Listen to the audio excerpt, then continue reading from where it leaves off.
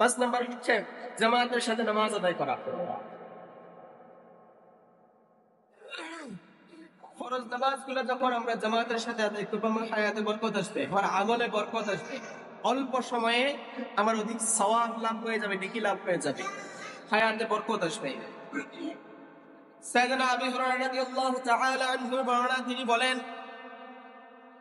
বিশ্বনবী বলেন, সালাতুল জামাআতি আফদালু মিনাস সালাতি আহাদিকুম ওয়াহদাহু বি25 জুজআ। তোমাদের মধ্যে কেউ যখন একা একা নামাজ পড়ে, তার নামাজের চেয়ে যে জামাতের সহিত ফরজ নামাজগুলো আদায় করলো, তার সওয়াব 25 গুণ বেশি হয়। কত গুণ? 25 গুণ। অর্থাৎ আপনি যদি ফজরের নামাজ, একবার ফজরের নামাজ পড়ছেন, 25 বার ফজরের নামাজ পড়লে যে সওয়াব, ওই সওয়াব পেয়ে যাবেন। আর একা পড়লে একবার। তাইলে 2 রাকাত যদি ফজরের নামাজ আমরা জামাতের সাথে পড়ি, 50 রাকাত নামাজ জামাতে পড়লে সওয়াব, এই পরিমাণ সওয়াব আমরা পেয়ে যাব। এজন্য বিশ্বনবী বলছেন যে তোমাদের মধ্যে কেউ যখন জামাতে নামাজ পড়ে আর কেউ যখন একা নামাজ পড়ে, তো একা আলার চাইতে জামাত আলা 25 গুণ বেশি সওয়াব পাবে।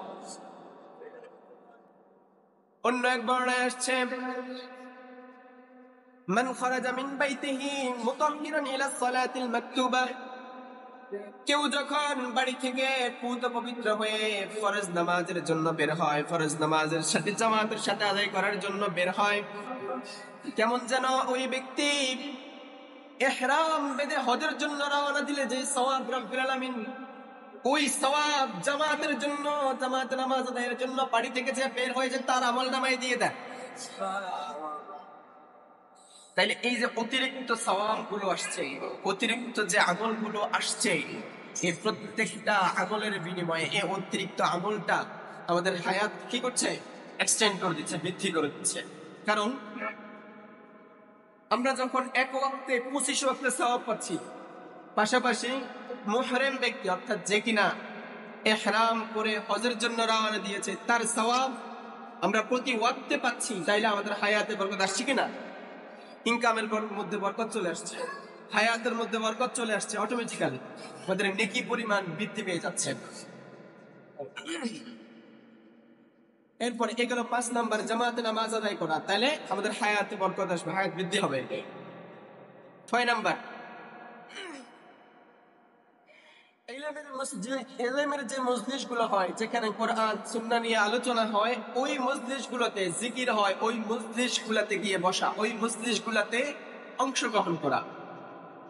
যখন ইলমের মজলিসে কে অংশগ্রহণ করে, তার কি আসে? হায়াতের মধ্যে বরকত আসে, তার নেকির মধ্যে বরকত আসে।